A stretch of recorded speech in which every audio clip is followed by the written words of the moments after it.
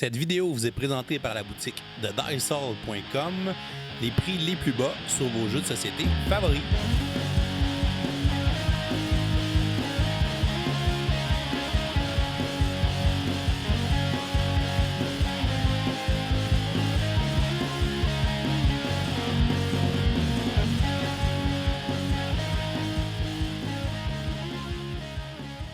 Salut les gamers, bienvenue à Professeur Board Game, j'appelle David. Je veux tout d'abord vous souhaiter une bonne année 2021. On vous souhaite des belles découvertes ludiques, des jeux à découvrir, des belles rencontres avec d'autres joueurs. On espère pouvoir jouer de plus en plus en personne en 2021. Aujourd'hui, à Board Game 101, je vous présente le jeu Atlante, qui est la version française de Aquatica. Celui-ci a été édité en 2020 par Gigamic en version française et est distribué au Québec par Randolph. On voudrait d'ailleurs remercier Randolph de nous avoir envoyé cette copie du jeu qu'on puisse l'essayer pour vous le présenter en vidéo. C'est un jeu de l'auteur Ivan Tozovsky qui se joue de 1 à 4 joueurs. On a donc un mode solo à l'intérieur et les parties vont durer de 30 à 60 minutes. Le but du jeu va être de mener votre empire sous-marin à la plus grande conquête de points de prospérité pour tenter de devenir le nouveau roi d'Atlante. C'est un jeu de recrutement de cartes, de gestion de main de cartes et de construction d'engins. On va tenter de jouer des cartes qui sont des personnages de notre empire sous-marin pour faire différents effets de jeu, notamment pour aller conquérir des territoires qu'on va placer sur notre plateau personnel. On va les glisser en dessous et ces territoires-là vont nous donner accès à des nouvelles actions. On va tenter de les enchaîner pour essayer de marquer le plus de points de prospérité. Alors, Atlante, je vous montre comment on joue, ensuite je vous dis ce que j'en pense, et comme on est le premier lundi du mois, on va lancer notre concours du lundi pour le mois de janvier 2021, concours dans lequel vous pourriez gagner une copie du jeu Atlante. On va installer une partie pour 2 joueurs. Premièrement, on va placer le plateau principal au milieu de la table. Ensuite, on va mélanger les cartes personnages de l'océan et on va les placer sur le plateau pour former une pioche. Et on va révéler de cette pioche les 6 premières cartes personnages de l'océan qu'on va placer dans les 6 emplacements du plateau principal.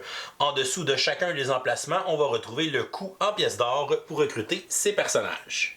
Par après, on va mélanger les cartes lieux qu'on va placer sur le plateau à leur endroit respectif pour former une pioche. Et on va aussi révéler les 6 premières cartes lieux sur le plateau principal dans la section Océan. Donc ce sont les lieux que les joueurs auront accès en début de partie. Sur chacune des cartes lieux, on retrouve le coût en pièces d'or pour pouvoir acheter cette carte. Et on retrouve aussi un coût en pouvoir avec les petites icônes du trident, car on peut aussi conquérir les territoires au lieu de les acheter. À côté du plateau principal, on va former une réserve avec les jetons de Manta bonus. Dans la section du haut du plateau principal, on retrouve 4 objectifs pour notre partie qui sont imprimés sur le plateau. Si on veut jouer une partie avancée, on peut utiliser les jetons d'objectifs et on va en placer 4 sur le côté de notre choix sur les 4 emplacements d'objectifs. Mais pour une première partie, on vous suggère d'utiliser les 4 objectifs qui sont déjà imprimés sur le plateau. Chacun des joueurs va recevoir un plateau individuel et il va ensuite se choisir une couleur. Il va recevoir de cette couleur ces 6 cartes personnages de départ qu'on peut identifier par les icônes de couleur dans le coin des cartes. Et il va prendre aussi ces 4 mantas de départ qu'il va placer dans sa zone de jeu, côté pouvoir face visible puisqu'ils sont actifs au début de la partie. Le premier joueur sera le dernier joueur à s'être baigné en mer. Et si on veut, de façon optionnelle, on peut utiliser les cartes de roi pour que chaque joueur ait une carte différente dans ses personnages de départ. On peut utiliser la méthode de base qui est de donner le roi avec le plus petit numéro au premier joueur et le roi avec le deuxième plus petit numéro au deuxième joueur. Ou on peut tout simplement révéler un nombre de cartes roi égal au nombre de joueurs plus 1 et de faire un draft de ces cartes en ordre inverse de tour de jeu. Une partie de Atlante se joue à tour de rôle. Les joueurs vont enchaîner des tours de jeu en jouant une action principale qui est une de leurs cartes personnages de leur main pour déclencher un effet de jeu. Ces effets de jeu leur permettront d'aller recruter des nouveaux personnages pour les aider à gagner la partie. Ils pourront tenter d'acheter ou de conquérir les différents lieux qui se trouvent dans l'océan pour les placer sur leur plateau personnel pour avoir accès aux différents icônes d'action bonus qui sont sur les cartes lieux. Les joueurs pourront utiliser les cartes lieux, les différentes icônes d'action bonus, ainsi que les actions bonus de leur manta pour pouvoir tenter de faire les plus grands combos et d'essayer d'élever les lieux pour pouvoir les scorer à la fin de la partie. La partie va se continuer jusqu'à temps qu'on déclenche une des conditions de fin de partie, qui est de révéler la dernière carte personnage de l'océan, ou de révéler la dernière carte lieu, ou qu'un joueur ait réussi à réclamer les 4 objectifs dans le haut du plateau. À ce moment, on va déclencher la fin de la partie et tous les joueurs vont jouer un dernier tour avant de passer au décompte final des points. Le joueur qui aurait réussi à marquer le plus de points de prospérité sera déclaré vainqueur et deviendra le nouveau roi d'Atlante.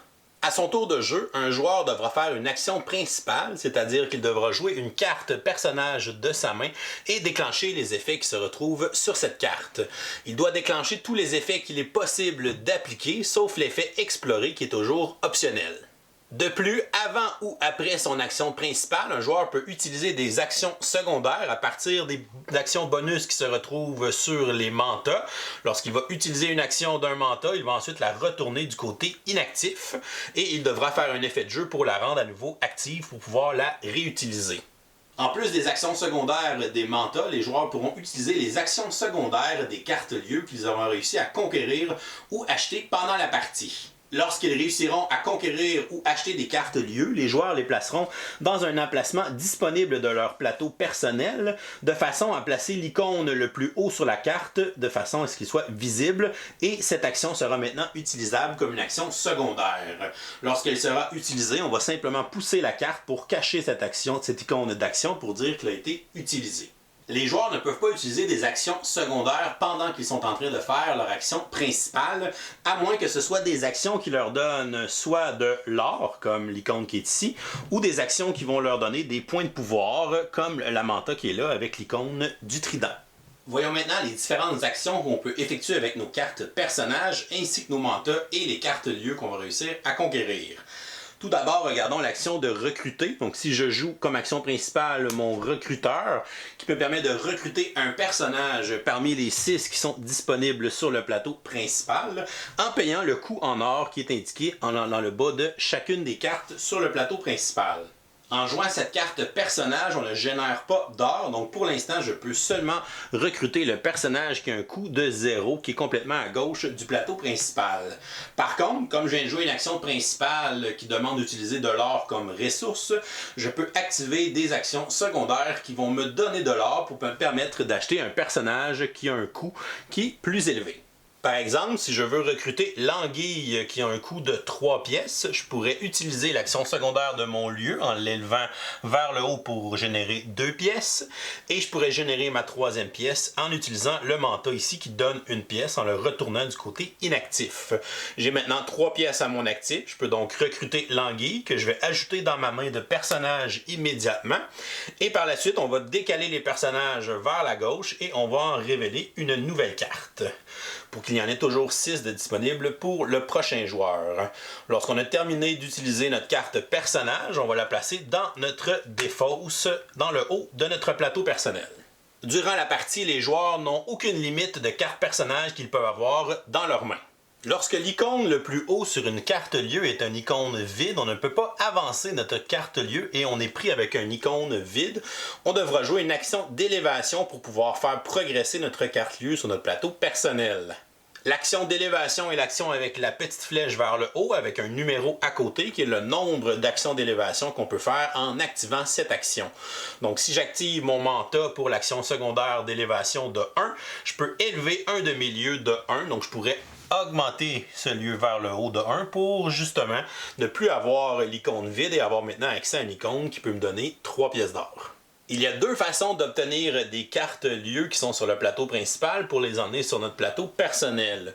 On peut jouer des personnages qui vont nous permettre d'acheter une carte lieu en payant de l'or, ou on peut jouer des cartes personnages qui vont nous permettre de conquérir des cartes lieux en payant les coûts qui sont en trident dans le haut de chacune des cartes. Donc chaque carte lieu va avoir 2 coûts d'indiqués sur celle-ci, donc un coût en pièces d'or si on l'achète et un coût en points de pouvoir si on tente de la conquérir.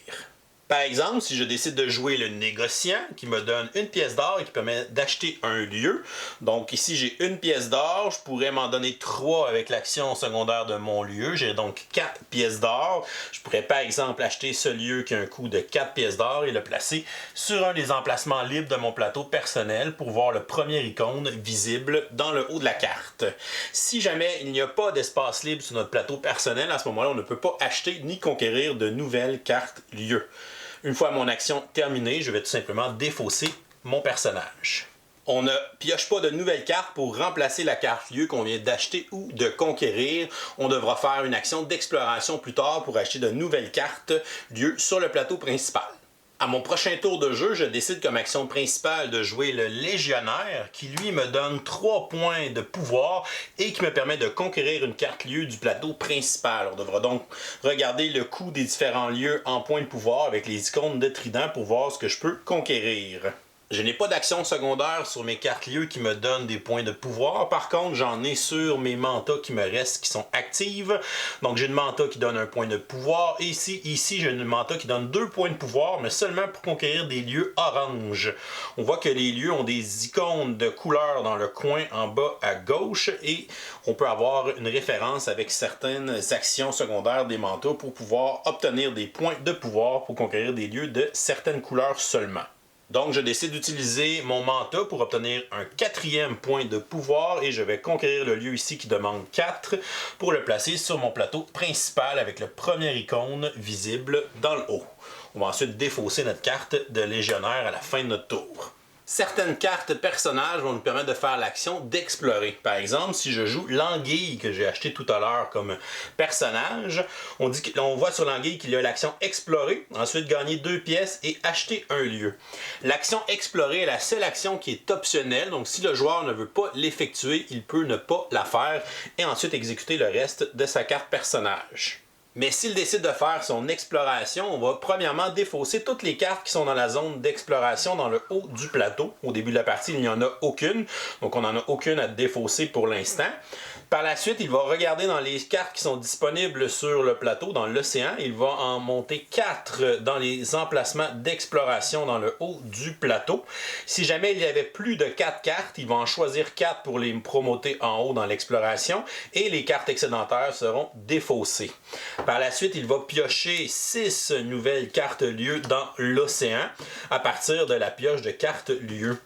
On remarque que dans la zone d'exploration, dans le haut du plateau, on a un rabais de 1 point de pouvoir pour conquérir les lieux qui s'y trouvent. Comme ce sont des lieux qui sont explorés, ils sont moins durs à conquérir avec nos personnages. Une fois mon exploration terminée, je peux effectuer le reste de ma carte qui est de gagner 2 pièces d'or et je peux acheter un lieu parmi tous les lieux disponibles sur le plateau, autant les lieux qui sont explorés que les nouveaux lieux qui sont apparus dans l'océan.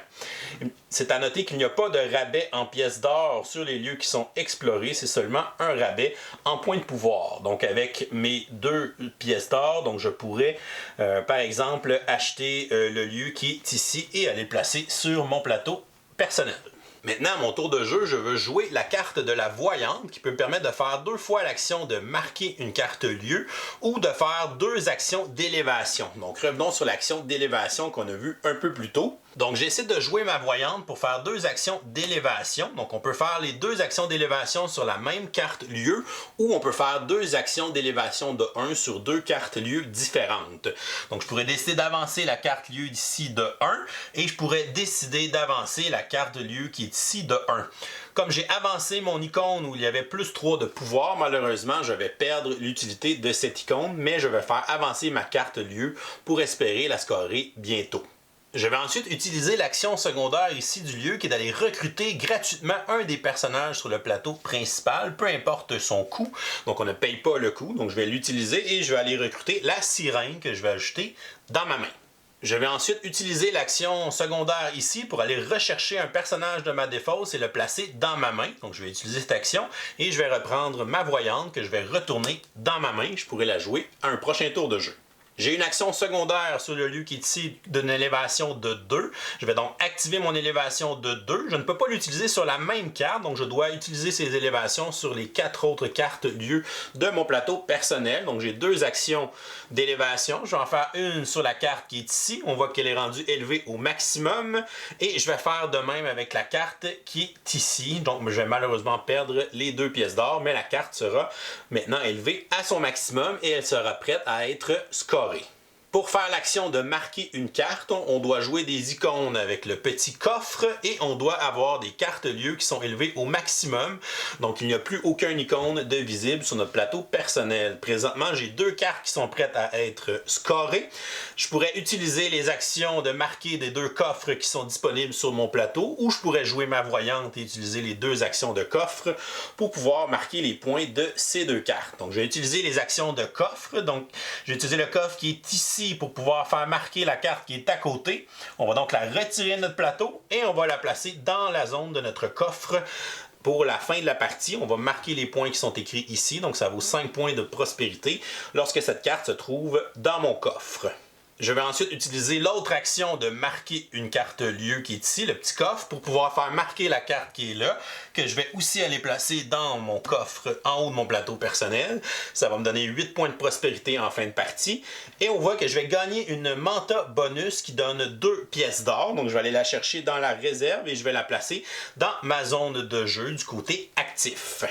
Lorsqu'on a beaucoup de cartes personnages dans notre défausse, on va vouloir les récupérer et pour ce faire, on doit jouer la carte de la Matrona. Lorsqu'on va jouer la carte de la Matrona, on va premièrement reprendre toutes les cartes de notre défausse et on va les remettre dans notre main. Et la carte de la Matrona va rester dans notre main, elle n'ira jamais dans notre défausse. Donc on pourra toujours reprendre notre carte personnage en cours de partie. Par la suite, la carte Matrona va nous permettre de redonner à toutes nos mantas leur pouvoir, donc on va les replacer du côté actif et on pourra les réutiliser à nouveau. Et si on joue dans une partie à 2 joueurs, on a une règle supplémentaire sur la Matrona qui est de défausser la carte personnage la plus à gauche pour accélérer ainsi la fin de la partie et on va ensuite décaler toutes les cartes vers la gauche et en piocher une nouvelle. Pendant son tour de jeu, un joueur peut aussi, comme action gratuite, réclamer un des 4 objectifs dans le haut du plateau principal s'il a atteint la condition demandée par l'objectif. Pour réclamer un objectif, on doit remplir la condition et on doit prendre une des mantas de notre couleur et on doit la placer sur le premier emplacement disponible, l'emplacement qui vaut le plus de points, et on va marquer ses points de prospérité à la fin de la partie. Un même joueur peut seulement réclamer chacun des objectifs une seule fois, mais plus on les réclame rapidement, mais plus on va marquer de points de prospérité. Par contre, on va perdre l'usage d'une de nos mantas pour le reste de la partie. Les conditions pour les 4 objectifs de base, ici c'est d'avoir 8 cartes personnages dans notre main. Ici c'est d'avoir 5 cartes lieux sur son plateau. Ici c'est d'avoir 3 cartes lieux dans notre coffre, donc on a scoré 3 cartes lieux. Et ici c'est d'avoir réussi à obtenir 2 mantas bonus. Donc dès qu'on a réussi ces conditions, on peut prendre une de nos mantas de notre couleur, qu'elle soit active ou non, et la placer sur l'emplacement de l'objectif pour réclamer les points de prospérité. Et on va continuer à enchaîner les tours de jeu où les joueurs vont jouer à tour de rôle jusqu'à temps qu'on déclenche une des conditions de fin de partie. Donc si on révèle la dernière carte personnage de l'océan, ou si on révèle la dernière carte lieu, ou si un joueur réclame les 4 objectifs, à ce moment-là, ça va déclencher la fin de la partie. Chaque joueur va rejouer un dernier tour de jeu et par la suite, on va passer au décompte final des points. Les joueurs vont gagner 1 point de prospérité pour chacune des cartes personnages qui leur restent en main à la fin de la partie. Les personnages dans la défausse ne comptent pas. Par la suite, ils vont scorer les points qu'ils ont des cartes lieux qui sont dans leur coffre et on va additionner toutes les valeurs de points de ces cartes. Les cartes lieux qui sont sur notre plateau personnel et qu'on n'a pas eu le temps de scorer ne valent pas de points de prospérité.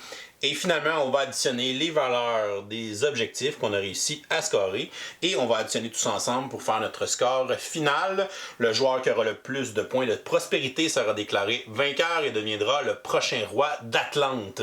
Si jamais on a une égalité, c'est le joueur qui a le plus de mantas qui va l'emporter. Sinon, c'est le joueur qui a la carte roi avec le plus petit chiffre. Si jamais on ne joue pas avec les cartes roi, c'est le joueur qui est le plus éloigné du premier joueur qui va départager l'égalité. Et voilà, c'est comme ça qu'on joue à Atlante. Je vous reviens avec mon opinion personnelle. Qu'est-ce que je pense de Atlante? Premièrement, on va regarder les côtés positifs. C'est encore une fois une belle production. Il y a un bel insert à l'intérieur pour tout ranger, toutes les cartes dans leur place, tout ça. C'est facile à mettre en place, c'est rapide à mettre en place aussi. Donc très efficace côté rangement avec l'insert et tout ça. Beau matériel, le visuel aussi, ça nous rappelle un univers un peu comme Abyss, un univers sous-marin avec des seigneurs sous-marins qui se bataillent dans la politique et tout ça. Donc vraiment très cool le visuel, j'ai bien aimé les composantes, la qualité, le plateau de joueurs, la petite gamique avec les cartes qu'on fait glisser, tout ça. Donc ça tient vraiment bien, c'est vraiment de bonne qualité. Je pense pas que ça va s'abîmer de sitôt. Donc ils ont vraiment mis le paquet pour la production. Puis je pense que pour le prix, c'est un jeu qui tourne autour de 50-60$. Donc c'est vraiment très bien pour la qualité que vous avez à l'intérieur.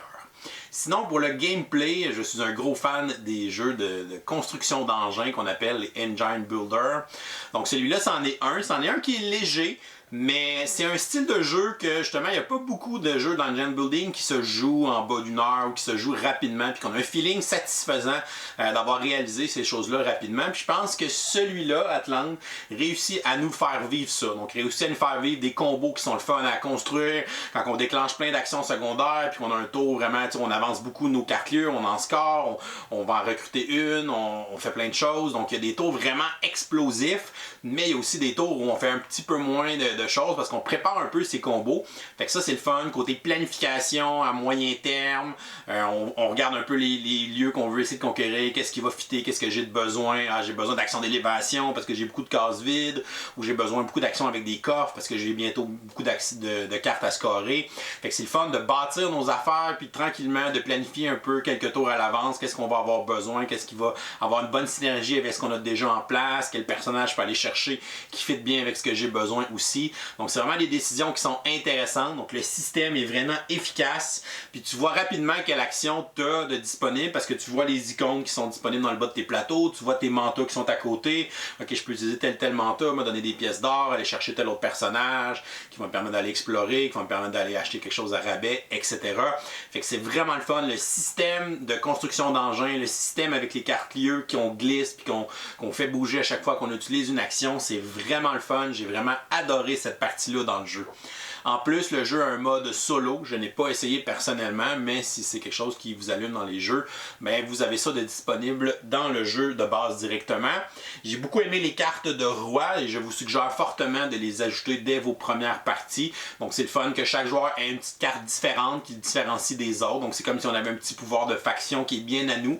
Donc les cartes roi, je pense que c'est nécessaire de les mettre dès nos premières parties.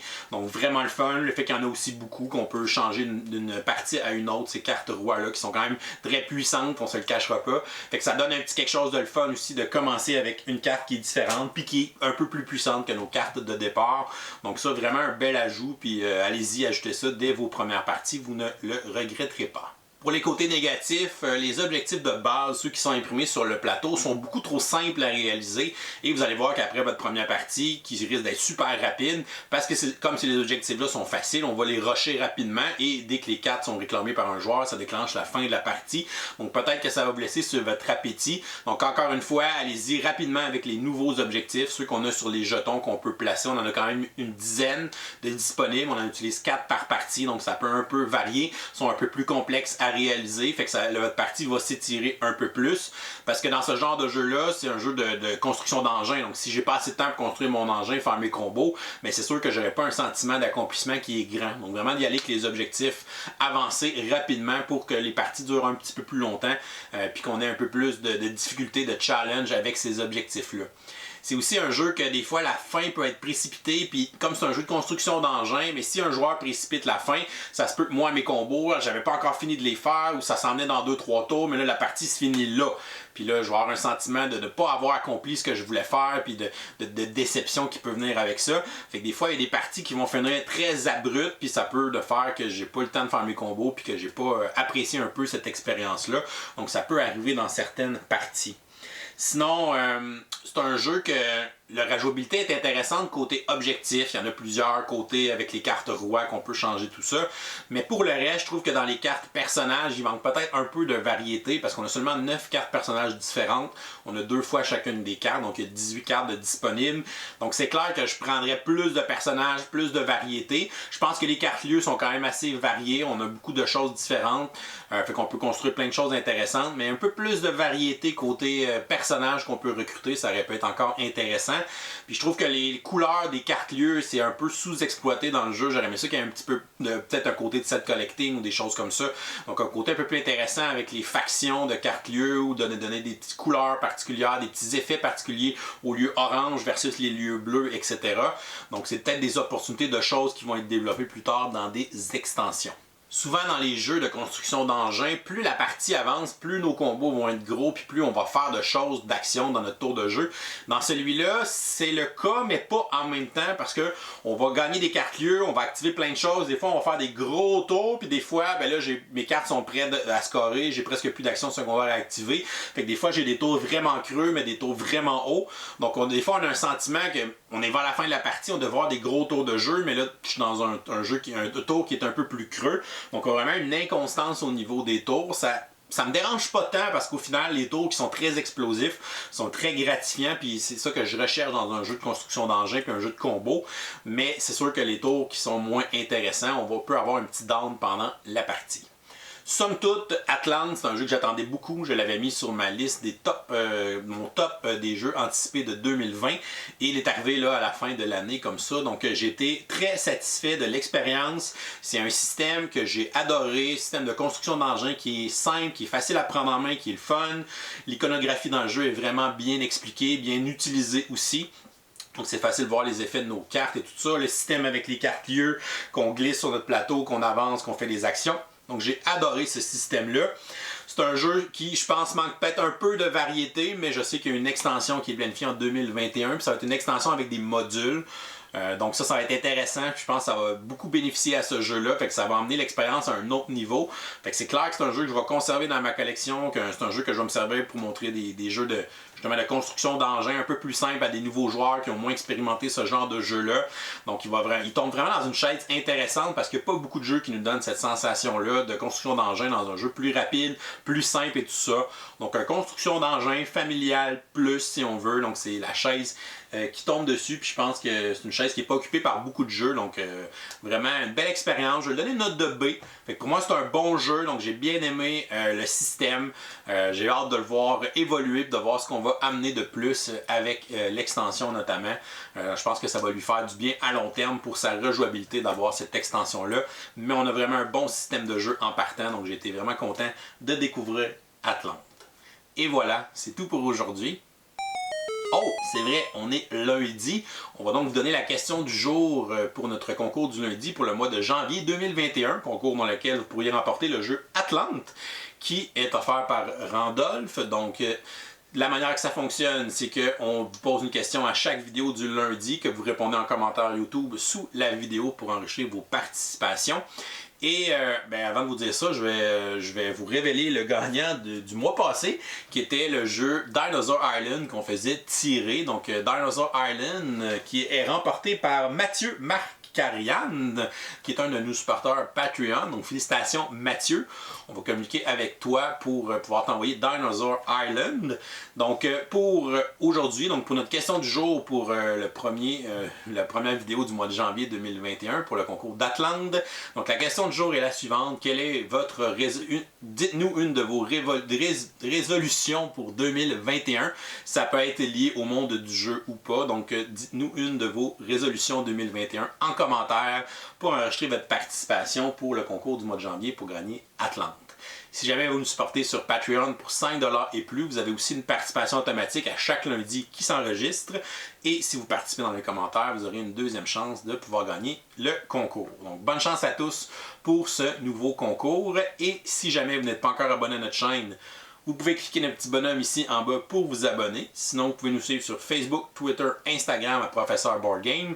Et si vous aimez notre contenu et que vous voulez nous encourager, vous pouvez venir nous supporter sur Patreon avec des petits dons. Je vous souhaite une excellente fin de journée et continuez de game.